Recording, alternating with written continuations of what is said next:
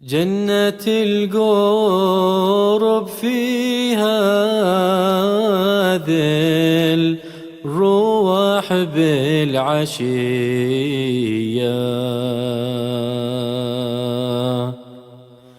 ذه مجالس بها غافر الزلل والخطية ذه مجالس.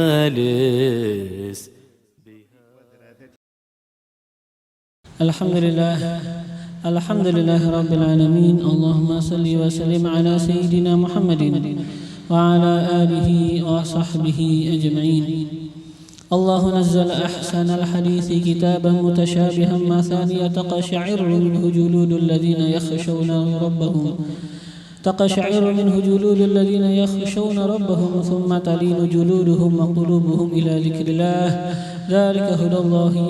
ذلك هدى الله يهدي به من يشاء ومن يضلل الله فما له من هاد. واذكرن ما يتلى في بيوتكن من آيات الله والحكمة إن الله كان لطيفا خبيرا.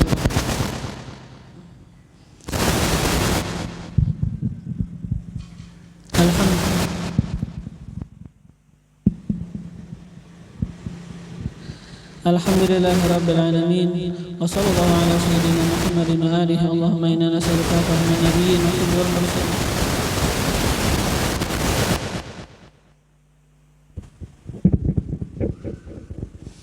اللهم إنا نسألك فهم النبيين وحفظ المرسلين وإلهام الملائكة المقربين. اللهم أغننا بالعلم وزينا بالحلم وأكرمنا بالتقوى وجملنا بالعافية. اللهم ارزقنا علما نافعا يوصلنا إليك. اللهم إنا نسألك الهدى والتقى والعفاف والغنى. أما بعد فإن أصدق الحديث كتاب الله وخير الهدي هدي سيدنا محمد صلى الله عليه وآله وسلم وشر الأمور محدثاتها وكل محدثة بدعة وكل بدعة ضلالة وكل ضلالة في النار.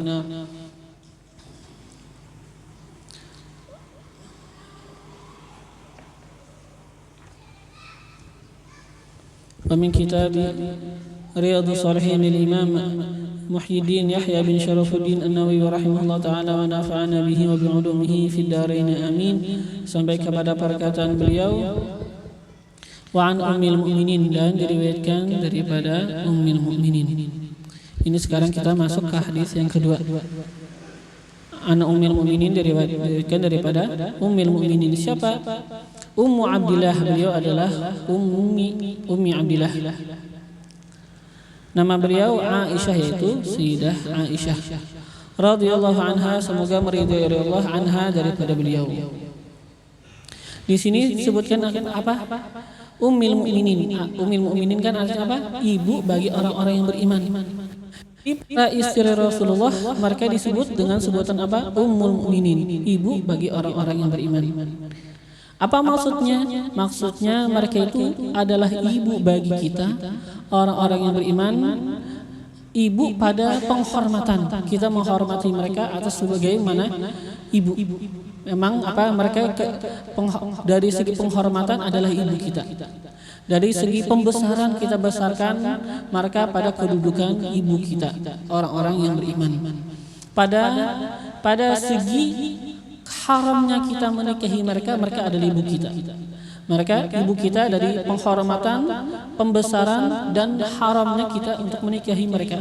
Sebagaimana kita haram untuk menikahi ibu kita yang melahirkan kita, begitu juga haram bagi kita menikahi istrinya Nabi. Gak boleh.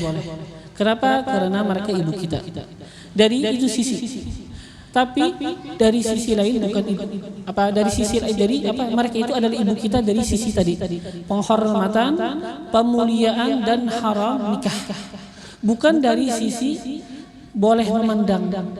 Mereka bukan ibu kita dari sisi boleh memandang. Mereka ibu kita dari segi penghormatan, pemuliaan, pembesaran, dan haram kita menikahi mereka. Mereka ibu bagi kita dari sisi itu. Tapi bukan berarti mereka ibu kita berarti kita boleh memandang mereka. Kita boleh melihat mereka. Kan kita punya ibu yang melahirkan kita. Kan kita boleh memandang wajah ibu kita. Ya kan? Kenapa ibu kita sendiri? Tapi kalau istrinya Nabi, ibu kita kata kita, ibu kita mereka adalah ibu orang-orang beriman, tapi tetap nggak boleh memandang mereka. Tetap haram memandang mereka. Jadi ibu tapi dari segi penghormatan, pemuliaan dan haram nikah. Tapi urusan boleh memandang atau nggak memandang tetap nggak boleh. Sekalipun kalau ibu kita yang asli kan, ibu yang melahirkan kita boleh kita memandang. Tapi kalau istri Nabi, walaupun mereka ibu kita, tapi nggak boleh kita memandang. Dan juga mereka itu juga nggak boleh kita berkhulwah bersama mereka. Kan kalau kita punya ibu kita, ibu yang melahirkan kita, seandainya kita berada di dalam satu kamar bersama ibu kita, kan hukumnya boleh-boleh aja. Ibu kita, mahram kita. Tapi kalau istri Nabi, seandainya istri Nabi masih hidup, kita berada pada satu tempat sama istri Nabi, nggak ada laki-laki yang lain, nggak ada perempuan yang lain. Kan ini tetap dinamakan khulwah yang diharamkan. Kan kita seorang laki-laki gak boleh bersama perempuan yang bukan mahram. Gak boleh bersama perempuan yang bukan mahram kita pada satu tempat. Gak ada perempuan yang lain. Kalau seandainya kita berada pada satu tempat bersama perempuan, tapi di sana ada perempuan yang lain, kan gak masalah. Bukan dihukum haram, bukan hukumnya haram. Tapi kalau kita pada satu tempat di sebuah kamar misalnya, hanya kita dan satu orang perempuan, yang mana pada tempat itu kita bisa melakukan apa yang kita bisa mau lakukan, maka ini hukumnya khulwah yang diharamkan. Kita bersunyi artinya bersama perempuan, maka ini khulwahnya dihukumkan khulwah yang muharramah, yang diharamkan. Nah, kata kita istrinya Nabi mereka adalah ibu orang beriman, apakah berarti kita boleh berada pada satu tempat bersama mereka, istri Nabi? Kan ibu kita sendiri kata kita, ibunya orang beriman, tetap nggak boleh. Jadi ibu kita pada segi penghormatan, pemuliaan dan haram nikah. Bukan ibu dari sisi boleh memandang atau boleh berkhulwah bersama mereka, berada pada satu tempat bersama mereka, enggak. Jadi seandainya ada istri Nabi masih hidup, kita berada bersama mereka pada satu tempat ruangan nggak boleh, tetap itu diharamkan. Jadi ibu dari segi penghormatan, pemuliaan dan haram menikahi mereka. Begitu juga Nabi adalah ayah kita. Ayah bagaimana? Ayah dari segi kasih sayang dan rahmat. Beliau mengasihi kita dan menyayangi kita. Dari sisi situ beliau adalah ayah kita. Tapi beliau bukan ayah kita yang bukan keturunan Nabi, ya nggak bisa ngaku Nabi ayah dia, nggak boleh. Tetap ya kan. Masalah nasab nggak bisa dibuat-buat. Pemalsuan nasab nggak bisa. Beliau ayah kita, tapi ayah dari segi kasih sayang dan rahmat, bukan ayah dari nasab. Yang bukan ahlul bait nggak bisa buat nasab dia ke Nabi nyambungkan, nggak boleh. Dan bukan ayah, dan tetap juga yang namanya misalnya ayah angkat, yang mana kan ada di zaman dulu ayah angkat, yang mana anak angkat boleh mewaris daripada ayah, itu juga sudah dibatalkan agama Islam. Kan seperti yang dulu, karena zaman dulu kan kalau seandainya ada seseorang dia menjadikan akan seseorang anak menjadi anak angkat, maka anak itu akan mewarisi, tapi dibatalkan oleh Allah Subhanahu wa taala. Yang mana dulu seperti kita ketahui dikenal ada yang namanya Sayyidina Zaid bin Harithah. Zaid bin Harithah dulunya dikenal dengan sebutan Zaid bin Muhammad, tapi Allah batalkan itu. Allah menyatakan, maka Muhammadun ahadin min rijalikum. Tidaklah Nabi Muhammad ayah bagi seseorang daripada kalian. Artinya Nabi Muhammad bukan ayahnya Zaid. Yang dulu kan dulu anak angkatnya Nabi, tapi Allah batalkan anak angkat itu. Artinya untuk apa Allah membatalkan? Allah untuk pengen membatalkan anak angkat yang dulunya. Kalau seandainya ada anak angkat, mereka itu mewaris, gak ada lagi. Kalau seandainya sekarang ada orang kata dia pengen menjadikan si fulan anak angkat biasa aja, anak angkat ini nggak akan mewaris daripada ayah angkat. Itu sudah dibatalkan Allah. Anak angkat yang mewarisi dari ayah angkat itu sudah dibatalkan oleh agama Islam.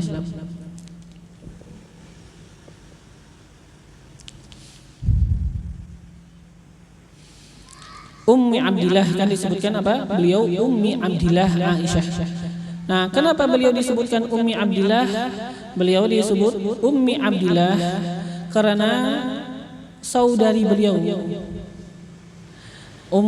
Sayyidah Aisyah beliau itu punya saudari, kalau nggak salah saudari beliau namanya Asma.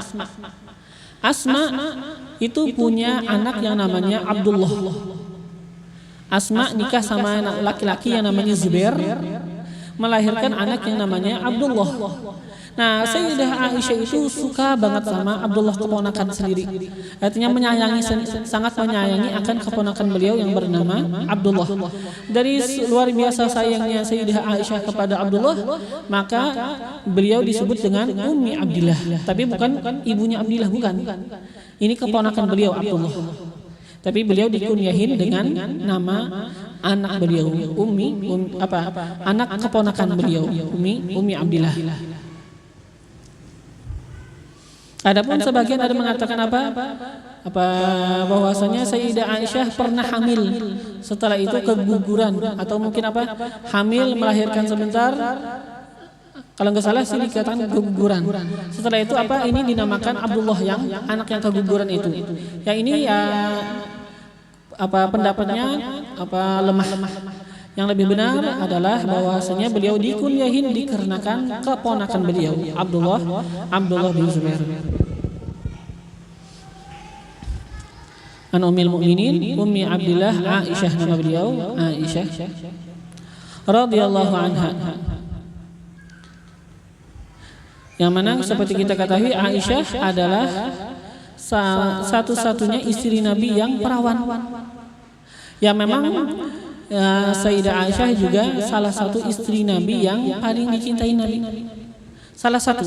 Tapi pastinya yang paling dicintai Nabi adalah Sayyidah Khadijah. Jadi dari istri-istri yang lain ya Sayyidah Aisyah yang dicintai Nabi. Tapi setelah Sayyidah Khadijah.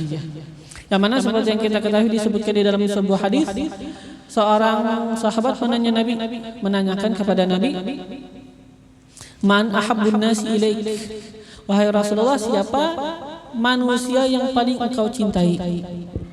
Kata Nabi Dia mengharapkan Nabi bilang bahwasanya dia yang dicintai Nabi. Dia mengharapkan cinta Nabi juga. Ini laki-laki, ini umatnya Nabi, mereka kan semua cinta sama Nabi. Mereka mengharapkan dia termasuk orang yang dicintai Nabi. Jadi dia tanya, "Ya wahai Rasulullah, siapa yang paling engkau cintai daripada manusia?" Kata Nabi Kata Nabi, Aisyah. Aisyah, kata Nabi, istri beliau sendiri, ya kan? Setelah itu kata ini laki-laki, wa minar rijal, dan dari golongan laki-laki siapa yang paling engkau cintai? Setelah itu kata Nabi, abuha, ayahnya Aisyah, itu yang aku paling cintai daripada kalangan laki-laki.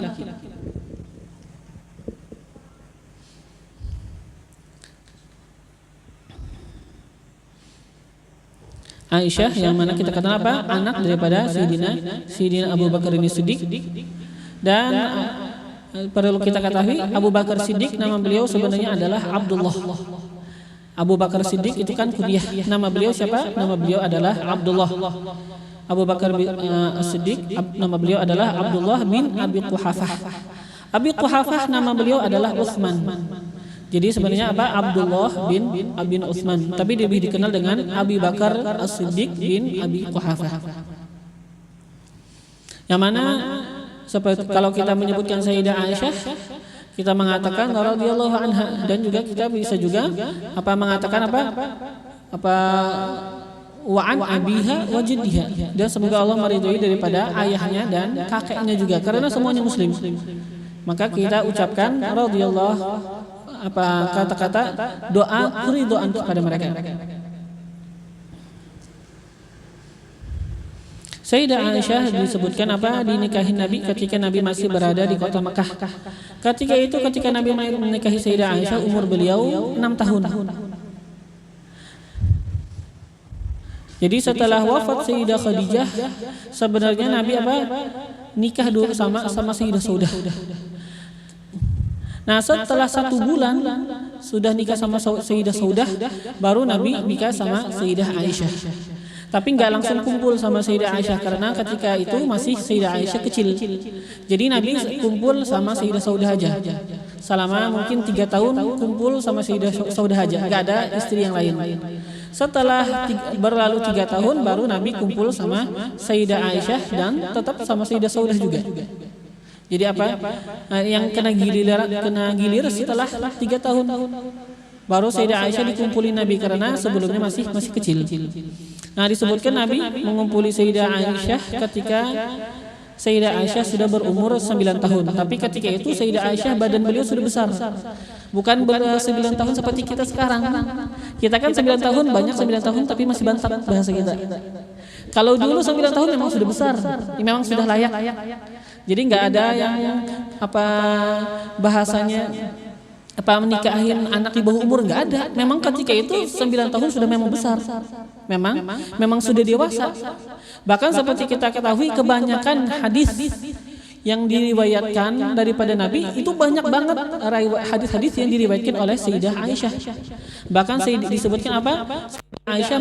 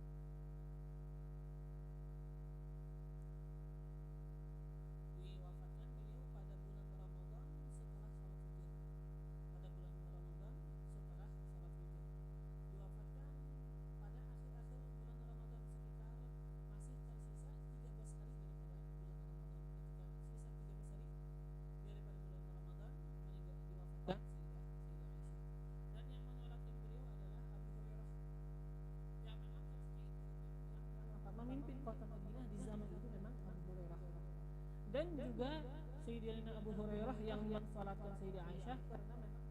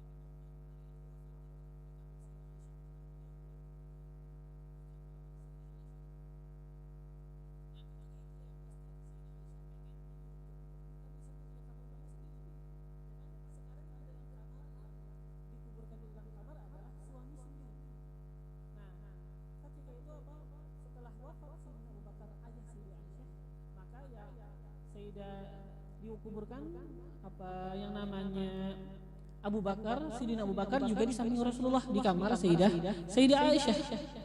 Ketika Sayyidina Umar hampir wafat, maka Sayyidina Umar meminta izin kepada Sayyidah Aisyah untuk dikuburkan di dalam hujrah syarifah juga. Ya kayak pasti minta izin. Karena sekarang kan ya namanya Sayyidina Umar kan sahabat Nabi, tapi kan ini sekarang kamarnya adalah kamar punya Sayyidah Aisyah, kamarnya Sayyidah Aisyah. Jadi pasti minta izin sama Sayyidah Aisyah. Ketika minta izin, kata Sayyidah Aisyah, sebenarnya aku persiapkan tempat di sini untuk aku juga yang dikuburkan. Ya karena Sayyidina Umar yang meminta, ya sekarang ya dipersilahkan untuk Sayyidina Umar. Maka dikuburkan Sayyidina Umar di dalam hujrah asy-syarifah. Setelah itu ya dikira Sayyidah Aisyah ya sudah penuh tempat, enggak ada tempat lagi untuk Sayyidah Aisyah dikuburkan di dalam hujrah syarifah. Ternyata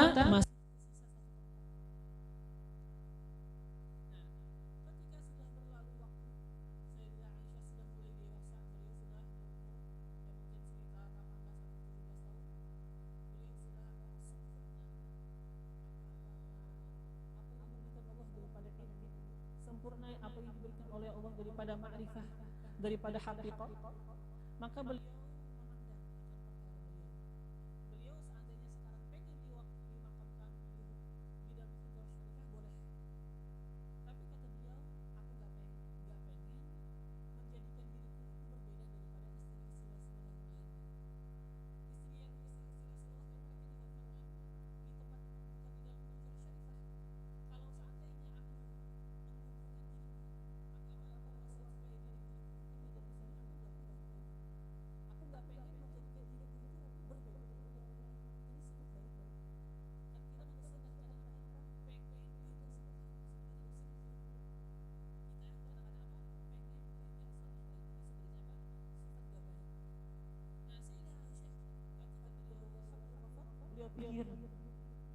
Kalau seandainya aku kalau seandainya aku dikuburkan di sini di dalam hujrah syarifah yang memang bagus bersama Nabi, tapi sekarang aku membedakan diriku daripada istri-istri yang lain.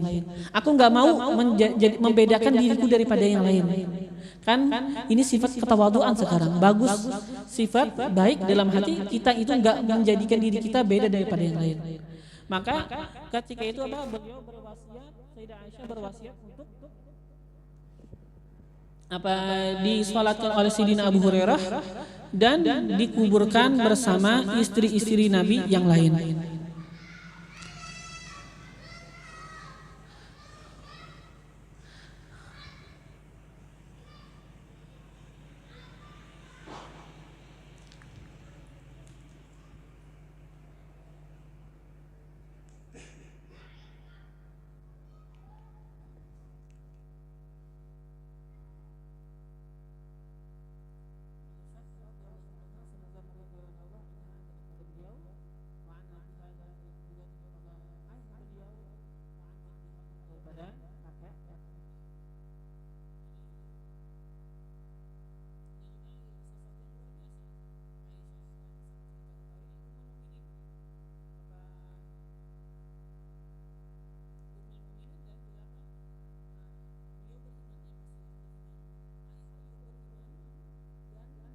Kakek beliau juga beriman dan semuanya mendapatkan juga derajat sahabat. Ya pastinya yang berada di zaman Nabi mendapatkan derajat yang namanya derajat sahabat. Beliau dihitung istri Nabi dan sahabat juga, dan ayah beliau juga dihitung sahabat, dan kakek beliau juga semuanya dihitung sahabat. Yang mana memang beliau adalah keluarga yang istimewa. Ayah beliau Sayyidina Abu Bakar seperti kita ketahui sosok yang dekat sama Nabi. Sosok lelaki yang berjuang bersama Nabi mulai awal Nabi membawa daripada agama Islam. Bahkan mulai sebelum Nabi diutus menjadi Rasul, memang Sayyidina Abu Bakar itu temannya Nabi Muhammad SAW. Yang mana Sayyidina Abu Bakar Siddiq ketika beliau berislam, ayah beliau nggak masuk Islam. Abu Quhafa itu belakangan baru masuk Islam. Mungkin kalau nggak salah Abu Quhafa itu masuk Islam ketika sudah dibuka kota Mekah. Sudah Islam berjalan sekitar 21 tahun. Sudah Nabi menyebarkan agama Islam sekitar 21 tahun atau 20 tahun baru masuk Islam Abu Quhafah, belakangan baru masuk Islam. Nah, ketika awal-awal Sayyidina Abu Bakar Siddiq itu hijrah bersama Nabi, membela Nabi, hijrah.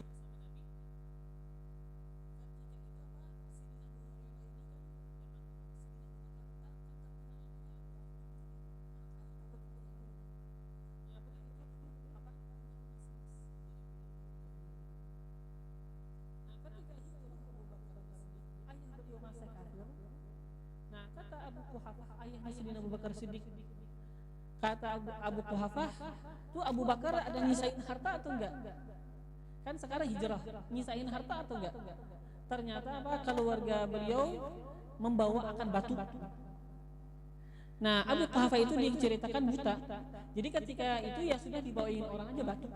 Nih kata orang, peninggalan Abu Bakar disentuh oleh Abu Quhafah. Kata Abu Quhafah, ini masih besar nih, masih banyak emas. Sebenarnya semuanya batu. Yang disentuh Abu Quhafah adalah batu, tapi dikira emas karena memang dia buta. Tapi begitulah Sayyidina Abu Bakar Siddiq. Beliau karena cintanya sama Rasulullah, hijrah sama Rasulullah. Semuanya dikorbankan demi Rasulullah sallallahu alaihi wasallam.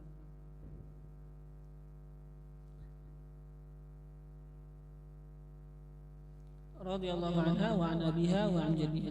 Qalat, berkata ia Sayyidah Aisyah, qala Rasulullah, bersabda oleh Rasulullah sallallahu alaihi wasallam, yaghzu jayshun al-Ka'bah. Yaghzu memerangi. Jayshun oleh tentara, jayshun oleh sebuah tentara, al-Ka'bah akan Ka'bah. Ya memang ini hadis dulu banyak yang pengen mentakwilkan, mentakwilkan siapa mereka itu para tentara. Ada yang pengen mengatakan ini tentara adalah tentara yang menyerang akan Sayyidina Abdullah bin Zubair. Yang menyerang akan Abdullah bin Zubair. Tapi yang lebih bagus, yang lebih utama kita tidak takwilkan. Pokoknya kita umumkan kata Nabi akan memerangi oleh tentara. Siapa tentara enggak tahu. Pokoknya akan ada. Apakah setelah wafatnya Nabi sudah terjadi atau sampai sekarang belum terjadi? Wallahu alam. Sebagian ada mengatakan mereka ini tentara adalah tentara yang pengen menyerang Sayyidina Mahdi. Ada yang mengatakan tentara yang mereka itu pengen menyerang Sayyidina Mahdi, pengen membunuh Sayyidina Mahdi.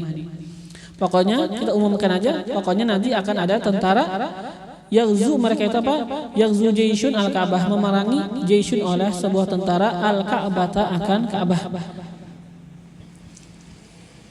Fa idza kanu, maka apabila kanu adalah mereka bibaida'a, berada di baida itu tanah yang rata, tanah lapang.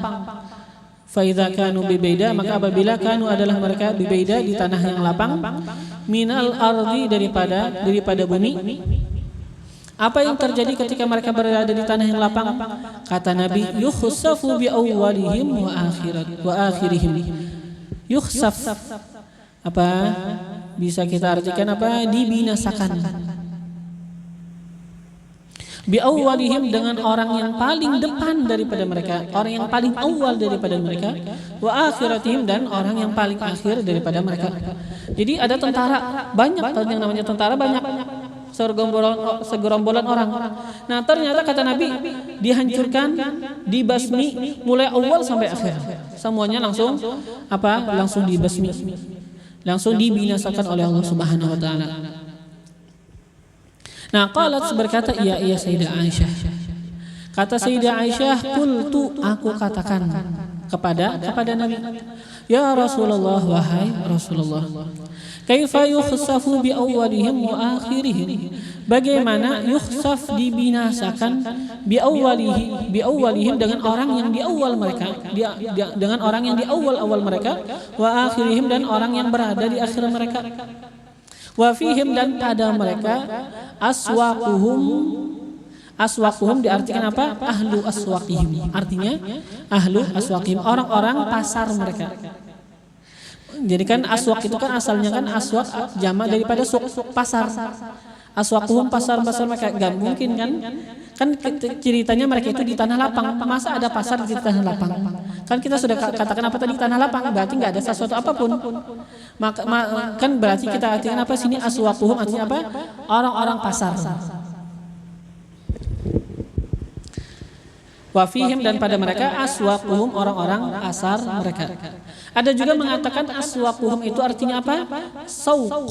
As-sauqati minhum. As-sauqah apa artinya? Orang-orang apa, kalangan rendahan. Orang-orang kalangan rendahan daripada mereka. Orang-orang biasa itu as-sauqah. Nah, kata Sayyidah Aisyah, bagaimana dimenyasakan mulai awal sampai akhir, dan di antara mereka ada orang-orang pasar.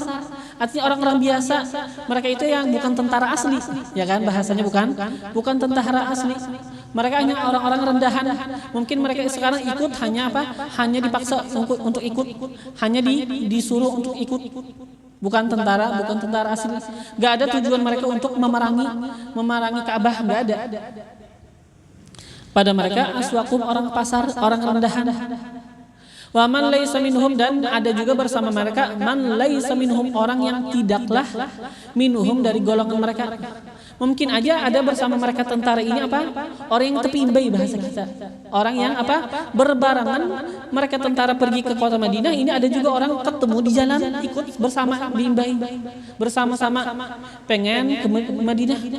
Nah, sekarang ketika dibasmi mulai awal sampai akhir, ini ada orang yang kasihan. Kan ini hanya apa? Tepi imbai di jalan aja bahasa kita. Hanya apa? Kebetulan jalan bersama. Bukanlah mereka itu pengen menyerang Ka'bah, bukan. Nah, kata Sayyidah, jadi maksud Sayyidah Aisyah, maka apakah semuanya akan dibasmi juga? Kan ada orang pasar, orang-orang kalangan rendahan, bukan mereka itu tujuannya pengen menyerang Ka'bah.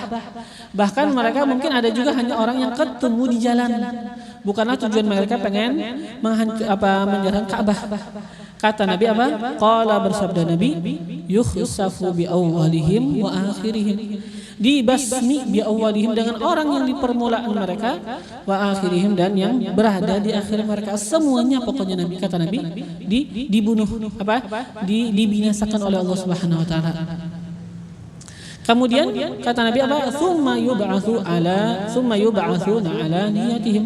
Kemudian yub'atsun, mereka itu akan dibangkitkan ala niyatihim, atas niat-niat mereka. Yang mana mereka itu memang ketemu di jalan aja, nggak ada niat pengen menyerang Ka'bah, ya nanti dibangkitkan bukan apa di antara golongan yang pengen menyerang Ka'bah, ya kan? Dibangkitkan mereka atas niat-niat mereka. Yang hanya dipaksa, nggak ada keinginan untuk menyerang Ka'bah, mereka nggak akan dikumpulkan bersama orang yang memang pengen menghancurkan Ka'bah. Jadi memang ketika turunnya bala, semua akan mati, semua akan binasa. Tapi nanti dibangkitkan beda-beda, tergantung niat masing-masing. Ya kan? Ketika misalnya ada sebuah kampung diturunkan oleh Allah Subhanahu wa taala akan bala. Kenapa? Karena banyaknya maksiat di situ. Tapi di kampung itu ya mungkin ada juga beberapa orang, mungkin 10 orang, 5 orang yang saleh, yang baik, yang bukan ahli maksiat. Karena juga ketika turunnya musibah semuanya mati. Nah, orang yang saleh, yang baik, mereka nggak akan kumpulkan bersama orang-orang yang jahat, tetap akan dibangkitkan pada tempat yang lain. Tapi ya ketika turun dia bala, pasti semuanya akan kena. Jadi begitu juga lah ketika tentara itu berjalan pengen menghancurkan Ka'bah, semuanya mati. Orang-orang yang bukan pengen menghancurkan Ka'bah yang bersama mereka juga mati. Tapi dibangkitkan atas keadaan yang berbeda. Dibangkitkan semua masing-masing atas niat-niatnya.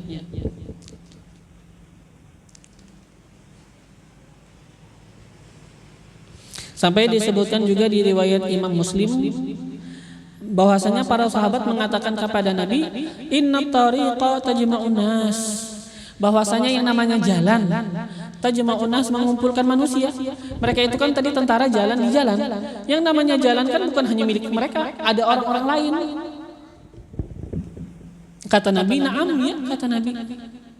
Fihumul mustansir lidzalik, di antara mereka ada yang memang membela itu tentara yang pengen menghancurkan Ka'bah.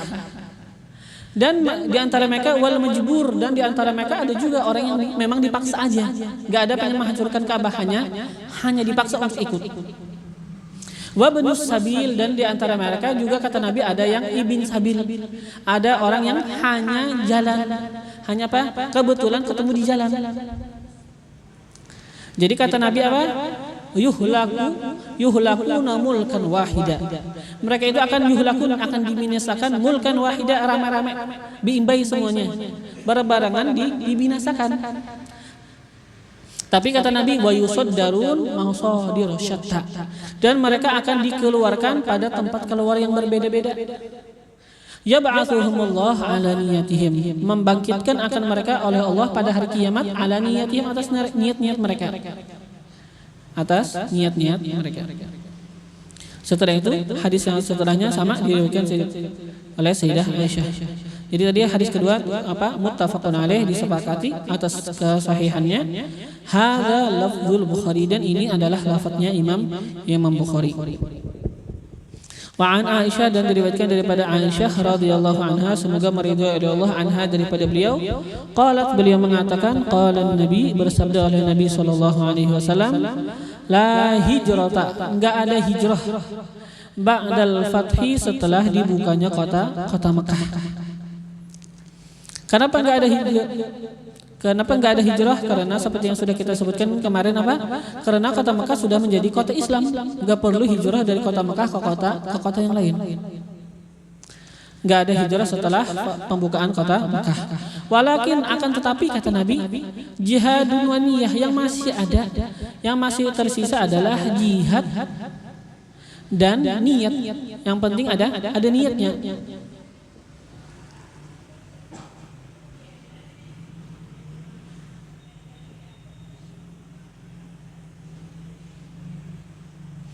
Jadi apa niat? Dia itu yang kan asal mana hijrah itu kan apa? Kita itu meninggalkan sebuah tempat, itu namanya hijrah. Asal mana hijrah kan apa? Meninggalkan sebuah tempat. Nah, namanya meninggalkan sebuah tempat untuk berjihad itu kan apa? Tetap sampai akhir zaman. Bukan apakah setelah dibuka kota Mekah nggak ada lagi yang namanya apa? Hijrah dari sebuah tempat ke tempat yang lain untuk apa? Menyebarkan agama, untuk apa? Membela agama Islam, tetap ada. Jadi bukan berarti apa? Ketika Nabi mengatakan nggak ada hijrah setelah kota Mekah, setelah pembukaan kota Mekah, artinya memang nggak ada lagi. Ada, tetap ada. Ada hijrah apa? Untuk berjihad. Seseorang dia berada pada sebuah negeri, ternyata di negeri yang lain ada peperangan orang Muslim melawan orang kafir, orang kafir yang harbi. Maka kita pergi untuk berjihad, itu kan masih ada sampai sekarang. Bukan berarti apa? Setelah dibuka kota Mekah nggak ada hijrah lagi, tetap masih ada. Akan tapi yang dulu kan orang Muslim ketika dia itu masuk Islam, dia berada di kota Mekah, Nabi masih di Madinah, belum dibuka kota Mekah. Kota Mekah belum dibuka, maka yang orang masuk Islam ini wajib dia untuk hijrah. Dia wajib untuk hijrah, menjaga agama dia supaya nggak ikut jadi orang kafir, dan juga apa? Untuk membela Nabi. Mungkin Nabi perlu bantuan, ya kan? Jadi maka itu wajib untuk hijrah. Setelah dibuka kota Mekah, nggak wajib lagi mereka itu hijrah dari kota Mekah ke kota Madinah. Tapi secara umum masalah hijrah sampai sekarang masih wajib, sampai sekarang masih disyariatkan. Ketika kita berada di tempat yang mana ini tempat apa? Tempat orang-orang negara orang kafir, kita nggak bisa melaksanakan rutinitas keagamaan Islam, maka kita sekarang wajib untuk hijrah. Kita berada di negara orang kafir, kita takut mungkin nanti akan keluar daripada agama Islam, kita akan dijauhkan daripada agama Islam, maka sekarang kita wajib untuk hijrah. Kalau kita takut nanti bahaya untuk agama kita, mungkin nanti kita akan keluar daripada agama. Bahkan ada cerita nyata nih, pernah ada orang kota baru punya keluarga di mana, di negara lain, Amerika atau di mana. Mereka datang Apa permasalahan mereka? Permasalahan mereka, mereka itu muslim, tapi mereka ini punya anak perempuan. Ini anak perempuan apa? Pengen operasi jadi laki-laki. Kan ya tinggal di negara barat, kalau bahaya untuk kita, maka wajib kita hijrah. Ya Allah alam, ceritanya sih memang sudah operasi. Waliyadzubillah. Jadi kan bahaya. Kalau kita nggak bisa menerapkan agama kita di negara orang dengan tenang, atau kita takut bahaya atas agama kita, maka kita wajib untuk hijrah. Wajib untuk hijrah, jangan tinggal di sana.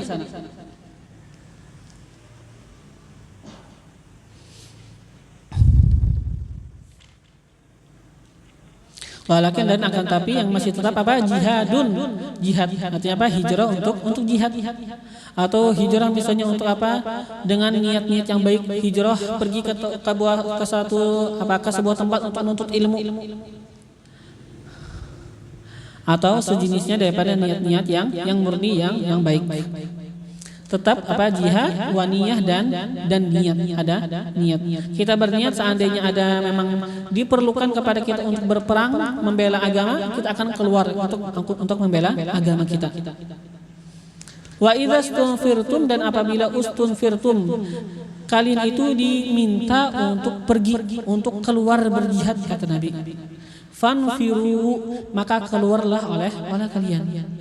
Tetap jihad dan niat. Apabila kalian itu diminta untuk keluar, fanfiru, maka keluarlah oleh kalian.